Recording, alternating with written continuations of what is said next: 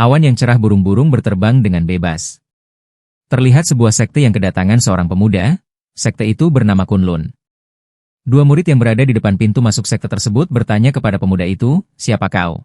Pemuda yang baru datang menjawab, "Apa kau tidak mengenaliku? Namaku Unryong, murid dari sekte Kunlun." Dua murid itu belum pernah melihat sebelumnya. Dengan ekspresi marah mereka mengira seorang pengemis yang menyamar menjadi murid sekte Kunlun. Tanpa disadari Unryong sudah di belakang mereka, dan membuka pintu. Menerobos dengan mudahnya sambil berkata, "Itu terlalu kasar untuk sesama murid." Dengan ekspresi heran dan marah kedua murid itu berteriak, "Apa kau tidak mengerti apa yang kukatakan?" Sambil mengeluarkan pedang dan mengayunkan ke arah Unryong. Dengan kecepatan tangan yang tidak terlihat, tiba-tiba kedua pedang itu patah. Kedua murid dengan ekspresi yang masih kebingungan apa yang telah terjadi. Unryong berjalan santai sambil menikmati udara yang sudah lama tidak dirasakan di sekte Kunlun. Tiba-tiba suara peluit terdengar dan terdengar suara langkah kaki banyak orang. Ternyata semua murid berlari ke arah Unryong untuk mengepungnya. Unryong sambil bergumam dalam hati, terasa aneh kemanapun dia melihat, dia hanya melihat wajah yang asing dari kerumunan para murid yang mengelilinginya. Seorang penjaga penginapan muncul di belakang yang bernama Baeksong dan berkata, "Siapa yang membuat keributan?" Dengan tatapan kebingungan Unryong berkata dalam hati, wajah yang asing lainnya muncul. Berapa lama waktu sudah terlewat? Unryong memperkenalkan diri kepada penjaga itu dan menjelaskan bahwa dia baru saja menyelesaikan latihan tertutup. Tapi sepertinya sudah banyak waktu terlewat, sehingga tidak ada yang mengenalinya. Tetapi penjaga tidak percaya perkataannya, bahwa di sekte Kunlun tidak ada yang namanya latihan tertutup. Murid yang di belakang penjaga berkata, "Akhir-akhir ini banyak penipu yang mengaku murid dari sekte Kunlun." Unryong menanyakan apa gelar master si penjaga penginapan itu. Penjaga menjawab, "Gelar masterku adalah Divine Master Xinjeng." Unryong dengan suara keras berkata, "Gelarnya masih di atas Divine Master Xinjeng dan di atasnya lagi Divine Master Neungguang."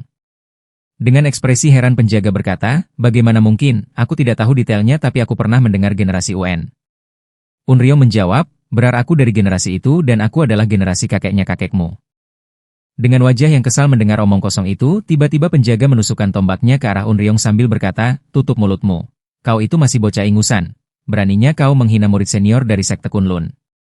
Dengan mudahnya Unryong menghindar dan menjentikan jarinya ke ujung tombak, yang membuat tombak terpental dan bergetar hebat. Sehingga membuat tubuh penjaga ikut bergetar dengan ekspresi kebingungan apa yang sedang terjadi.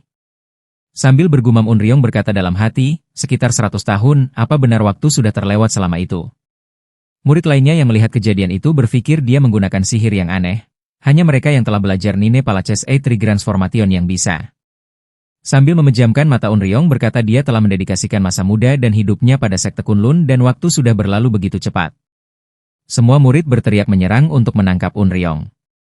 Dengan cepat Unryong menghempaskan tangannya dan tubuhnya diselimuti energi biru, sehingga membuat semua orang terhempas dan terjatuh ke lantai dengan mudahnya. Sambil mengangkat kakinya Unryong beranjak pergi dari kerumunan.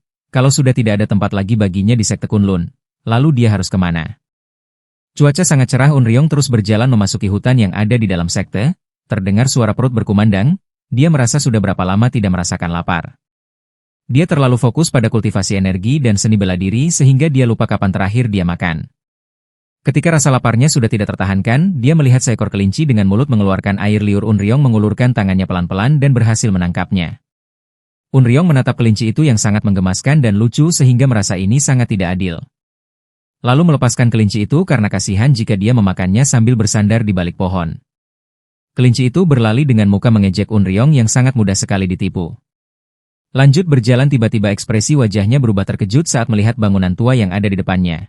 Dan berkata, "Penginapan sekte Kunlun yang sering kukunjungi bersama master dan murid senior dulu, bagaimana itu masih di sini?"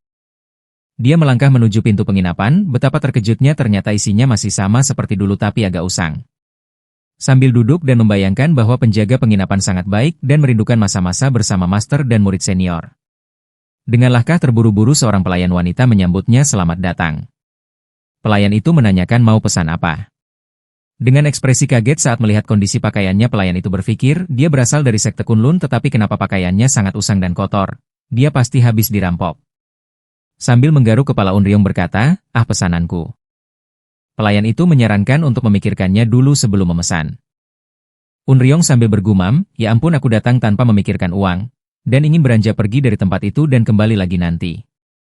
Tiba-tiba wanita itu meletakkan semangkok mie ayam di meja. Betapa terkejutnya Unryong karena dia belum memesannya. Pelayan wanita itu berkata, makan saja ini traktiran. Aku sudah tahu dari penampilanmu, kau habis dirampok di hari-hari yang sulit membantu orang lain itu sudah sewajarnya. Unryong berkata dalam hati itu semua tidak sesuai kebenaran. Dengan ekspresi sedih sambil berkata kepada pelayan, kalau kau memaksa aku terima dengan senang hati, wanita itu pun hanya tersenyum. Wajah Unryong pun berubah saat merasakan mie ayam itu sangat lezat. Tiba-tiba sarung pedang sudah ada di pundaknya dan seseorang ada di belakang bernada keras menyuruhnya untuk berhenti. Pemuda yang ada di belakang menatapnya dengan tajam dan berkata, kalau mau maka lepaskan dulu seragam itu. Kudengar belakangan ini banyak yang mengaku sebagai murid sekte Kunlun. Beraninya kau mengemis sambil memakai seragam itu? Kau dalam masalah sekarang, ujarnya dengan keras. Unrong merasa kebingungan.